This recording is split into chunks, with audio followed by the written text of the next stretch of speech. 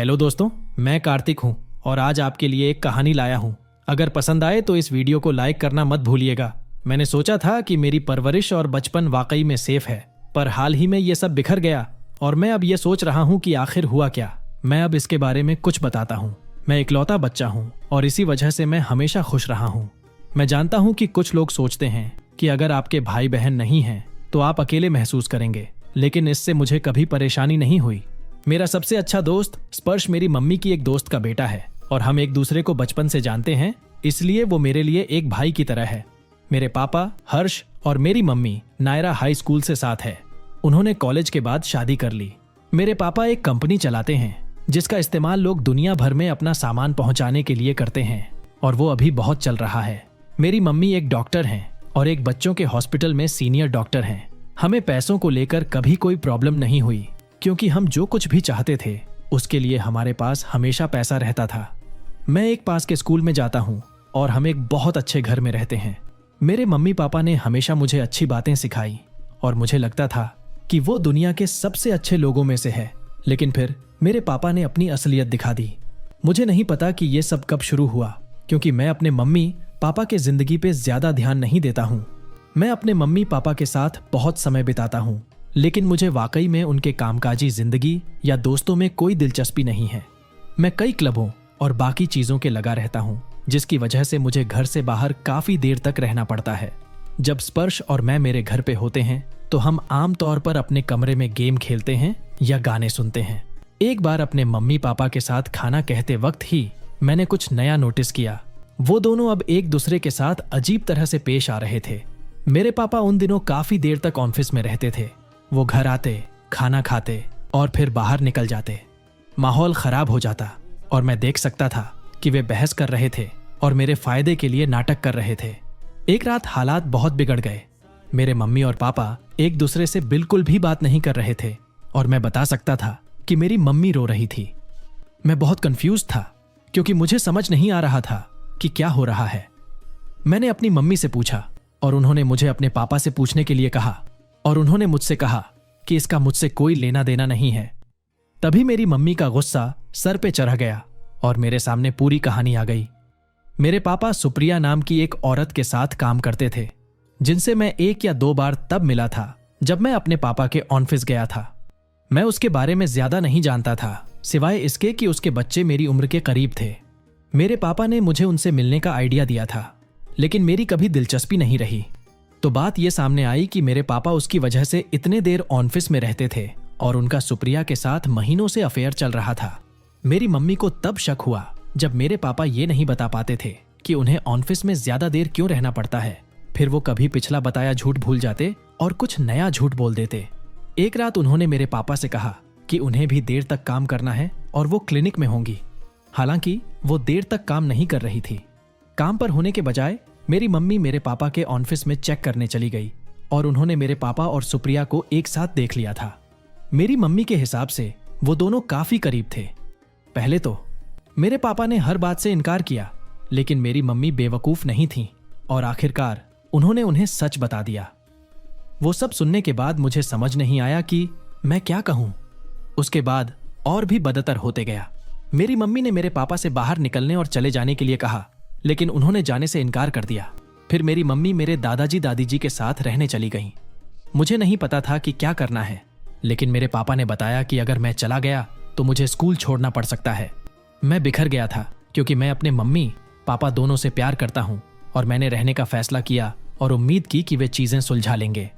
मेरी मम्मी बुधवार की शाम को बाहर चली गईं और सुप्रिया और उसके बच्चे 2 दिन बाद शुक्रवार को यहाँ आ गए। मुझे समझ नहीं आ रहा था कि क्या हो रहा है। मैं स्कूल से घर आया और वे वहां थे। मैं कुछ सामान लेने के लिए अपने कमरे में जाने लगा क्योंकि मैं जाकर अपनी मम्मी से मिलना चाहता था, लेकिन मेरे पापा ने बेसमेंट की ओर इशारा करते हुए कहा कि उन्होंने मेरे बेडरूम को बेसमेंट में लगा दिया है क्योंकि सुप्रिया के बच्चे मेरे वाले कमरे में सोएंगे। मैं इस आदमी को नहीं पहचान पा रहा था जो मेरे पापा जैसा दिखता था, लेकिन उस पापा की तरह व्यवहार नहीं कर रहा था जिसे मैं 15 सालों से जानता था। मैं बहुत परेशान था और मैंने बस अपनी मम्मी को फोन किया और उन्हें आकर मुझे लेने के लिए कहा। मुझे याद है जब मैं घर से निकल रहा था तब सुप्रिया के चेहरे पर खुशी थी और उसको देखकर लग रहा था कि उसने कुछ जीत लिया हो। वो अब उस बड़े घर में रह रही थी जिसके लिए मेरी मम्मी और पापा ने बहुत मेहनत की थी, और मेरी मम्मी मेरे दादा दादी के साथ रह रही थी। मुझे ऐसा लगता है जैसे मैं किसी बुरे सपने में जी रहा हूं और मुझे नहीं पता कि क्या करूं। मैं नहीं जानता कि सबसे पहले क्या करना चाहिए। मेरे पापा जो कर रहे हैं उससे मैं बहुत गुस्सा और दुखी हूं, और मुझे लगता है कि मुझे बस उनसे कह देना चाहिए और अपनी मम्मी के साथ मेरे दादाजी दादी जी के पास चले जाना चाहिए जब तक कि उन्हें रहने के लिए कोई जगह नहीं मिल जाती। अब इसमें कोई शक नहीं है कि मेरी मम्मी और पापा का तलाक हो जाएगा। अगर मैं अपने दादा दादी के साथ रहता हूं तो मुझे स्कूल और अपने सभी दोस्तों को बदलना होगा और मुझे फिर सब कुछ शुरू से करना पड़ेगा। और अगर मैं अपने पापा के साथ अपने पुराने घर में रहता हूं तो मुझे नए बेसमेंट के बेडरूम में रहना होगा और उस औरत के साथ रहना होगा जिसने मेरे परिवार को बर्बाद कर दिया है। कुछ समय बाद मैंने अपने दादाजी दादी जी और मम्मी को बताया कि मैं सुप्रिया और उसके बच्चों के साथ एक ही घर में नहीं रहना चाहता, लेकिन मेरी मम्मी ने कहा कि जब तक उन्हें इसके बारे में कुछ कानूनी सलाह नहीं मिल जाती तब तक शायद मुझे अपने पापा के साथ ही रहना चाहिए। आखिर वो उनका भी घर है। मैं उनकी बात समझ सकता था, लेकिन मैंने सोचा कि उनके साथ रहना नरक जैसा होगा। मेरे पापा ने मेरा सारा इलेक्ट्रॉनिक्स मेरे पुराने बेडरूम में छोड़ दिया था, इसलिए उनके पास मेरा टीवी, गेमिंग कंसोल और वैसी सारी चीजें थीं।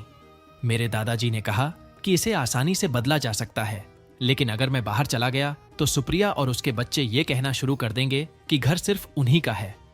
मैंने बात मान ली कि मैं घर में वापस चला जाऊंगा, और मेरे दादाजी ने मेरे पापा से बात करने के लिए उन्हें फोन किया। मेरी मम्मी के मम्मी पापा दोनों बहुत कम उम्र में ही मर गए थे, और चूंकि मेरी मम्मी और पापा बचपन से ही एक साथ थे, इसलिए मेरे पापा के मम्मी पापा ने उन्हें अपने बच्चे के रूप में अपनाया और उनसे बिना शर्त प्यार किया। जब वो घर छोड़कर चली गई तो मेरी मम्मी के पास जाने के लिए कोई और जगह नहीं थी, और वो मदद के लिए मेरे दादा दादी के पास गई। वे अपने बेटे पर गुस्सा हैं। मैं अपने दादाजी को मेरे पापा से ये कहते हुए सुन सकता था कि वो एक बेवकूफ की तरह व्यवहार कर रहे थे और उन्हें सुप्रिया और उसके बच्चों को घर में लाने का कोई हीख नहीं है। मेरे पापा ने उल्टा जवाब दिया कि घर उनका है और वो जो चाहें कर सकते हैं। मेरे दादाजी ने मुझे बताया कि जब उन्होंने मेरे पापा से कहा कि वो मुझे रविवार को वापस लाएंगे तो मेरे पापा को सुनकर ऐसा लग रहा था कि वो सुनकर निराश हो गए थे। ये सुनकर मुझे और गुस्सा आ गया। मेरे दादाजी और मेरी मम्मी मुझे शॉपिंग के लिए ले गए और हमने वे सभी चीजें खरीद लीं जो मेरे पापा ने सुप्रिया के बच्चों को दे दी थी। रविवार की शाम को मेरे दादाजी मुझे घर ले आए और मेरे कमरे में सब कुछ वापस ले जाने में मेरी मदद की। हमने इसे आरामदायक बनाने के लिए बिस्तर और चीजें खरीदी और डिलीवरी के लिए एक सोफा का ऑर्डर दिया। सुप्रिया के चेहरा देखने लायक था। जैसे ही मेरे दादाजी जा रहे थे वो सुप्रिया और उसके सबसे बड़े बेटे अमर पुरुष 15 के करीब गए और फुसफुसाए, यहाँ ज्यादा आराम से मत रहना शुरू कर देना क्योंकि तुम लोग ज्यादा दिन यहाँ टिकने नहीं वाले। और फिर वो चले गए। थोड़े समय बाद जब भी मैं अपने कमरे से बाहर आता और घर में कहीं भी जाता हूँ तो सुप्रिया या उसका कोई बच्चा मुझसे कहते कि मैं अपने कमरे में वापस चला जाऊं क्योंकि ये अब मेरा घर नहीं है। वे मुझे ये कहकर ताना मारना पसंद करते हैं कि मेरे पापा मुझे यहाँ नहीं चाहते और मेरी मम्मी भी मुझे नहीं चाहती होंगी, वरना उन्होंने मुझे अपने साथ रहने दिया होता। मैं शुरुआत में उनका जवाब देता, लेकिन फिर मैंने कुछ भी बोलना बंद कर दिया। मैं जितना बोलता वो उतना ही ज्यादा बकवास करते। मैंने अपने पापा से बात करने की कोशिश की, लेकिन उन्होंने मुझ पर विश्वास नहीं किया। वो सोचते हैं कि मुझे सुप्रिया और उसके बच्चों के साथ घर शेयर करने में दिक्कत है। जब मेरे पापा घर पर होते हैं तो सुप्रिया मेरे प्रति बहुत प्यारी और अच्छी होने का दिखावा करती है। मैं तंग आ चुका हूं। मेरे पापा मेरी मम्मी को तलाक देने की कोशिश कर रहे हैं। एक रात स्पर्श आया। मेरे पापा घर पर थे, वरना सुप्रिया ने उसे अंदर नहीं आने दिया होता। जब मेरे पापा यहां नहीं होते तो वो मुझे दोस्तों के साथ घर नहीं आने देती। मुझे लगता है कि वो मुझे इतना अकेला करने की कोशिश कर रही है कि मैं हार मान लूं और चला जाऊं। हमने गेम खेलने के लिए खुद को अपने कमरे में बंद कर लिया था। स्पर्श को पता था कि मुझे कितनी दिक्कत हो रही है, लेकिन उसके पास कुछ ऐसी बात थी जो वो मुझे एक अकेले कोने में बताना चाहता था। मैंने सोचा कि ये किसी नए गेम या किसी चीज के बारे में होगा, लेकिन उसने मुझे बताया कि उसने सुप्रिया को शहर में किसी दूसरे आदमी के साथ देखा था। मैंने उससे कहा कि हो सकता है कि उसका कोई दोस्त हो। स्पर्श ने जवाब दिया, वो कितने दोस्तों को किस करती है और उनके हाथ पकड़ती है। उसने एक फोटो लेने की कोशिश की थी, लेकिन वे बहुत दूर थे और उसे चिंता थी कि सुप्रिया उसे देख सकती है। उसने कहा कि अगर उसने एक बार ऐसा किया होता तो उसे यकीन है कि वो ऐसा काफी बार करती होगी, और अगर हम उसे ऐसा करते हुए दोबारा पकड़ लेंगे तो मैं अपने पापा को उसके बारे में बताकर ये सब खत्म कर सकता हूँ। ये मेरी मम्मी और पापा के रिश्ते को नहीं बचाएगा, लेकिन ये कम से कम मुझे इस जगह से बाहर निकलने और सुप्रिया और उसके बच्चों को इस घर से बाहर निकालने में मदद करेगा। मैंने इसके बारे में सोचा और कहा कि हमें कोई अंदाजा नहीं है कि वे कहाँ होंगे, और हम ये भी नहीं बोल सकते थे कि हमें वो कभी दिखेंगे भी। स्पर्श ने बताया कि हम 2 हफ्ते के लिए स्कूल की छुट्टी पर थे, इसलिए हमारे पास काफी समय था। मुझे यकीन नहीं था, क्योंकि अगर हम छुट्टी पर थे तो उसके बच्चे भी छुट्टी पर थे, और अगर वे घर पर है तो शायद वो ज्यादा बाहर नहीं जाएगी। मुझे एहसास हुआ कि यह शायद सबसे अच्छा मौका था, और मुझे लगा कि हमारे पास खोने के लिए कुछ भी नहीं है।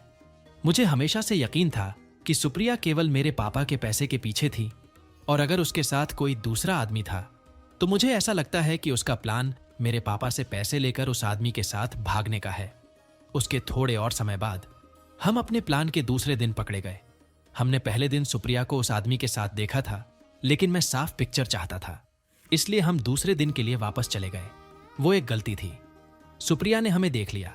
जैसे ही मुझे पता चला कि हमारा भंडाफोड़ हो गया है, मैंने स्पर्श को पकड़ा और हम वहां से भागे। वो बिना लड़े जाने वाली नहीं थी। मैं सुप्रिया से पहले घर पहुंच गया और मेरे पापा वहां नहीं थे।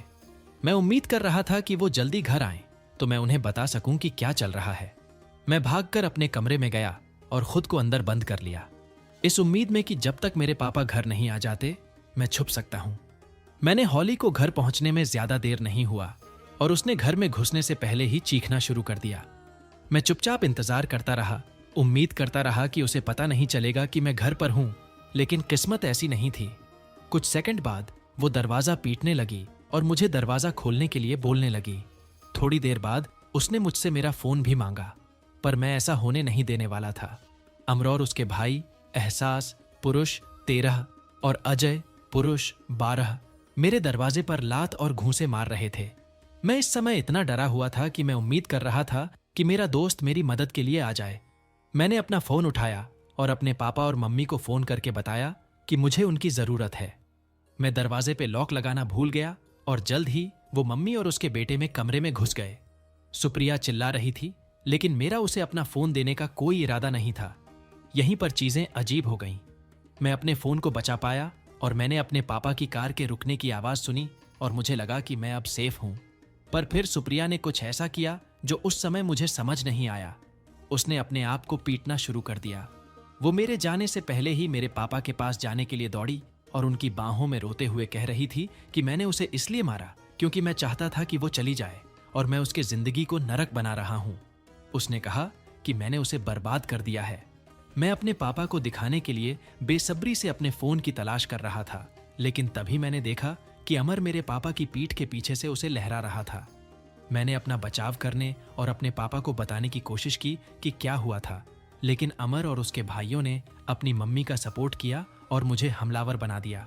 मैंने चिल्लाया कि सुप्रिया सिर्फ उनके पैसे के पीछे थी और उन्हें धोखा दे रही थी, लेकिन अब तक मेरे पापा पूरी तरह उस औरत की बातों में आ गए थे और उन्होंने मुझ पर उनसे झूठ बोलने का आरोप लगाया और कहा कि मेरे पास कोई सबूत नहीं है।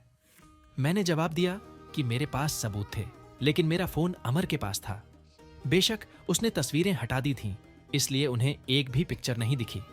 सुप्रिया आरोप लगाना चाहता था, लेकिन मेरे पापा ने उसके बजाय मुझे मेरे दादा दादी के घर ले गए और कहा कि मुझे वो वापस नहीं लेंगे। उन्होंने मुझे मेरा सामान नहीं लेने दिया और मैंने अपना सारा सामान खो दिया। मैं इस समय अपने दादा दादी के घर के बेडरूम में हूं। मैंने चीजों को बेहतर करने की बहुत कोशिश की, लेकिन इसके बजाय मैंने इसे बदतर बना दिया।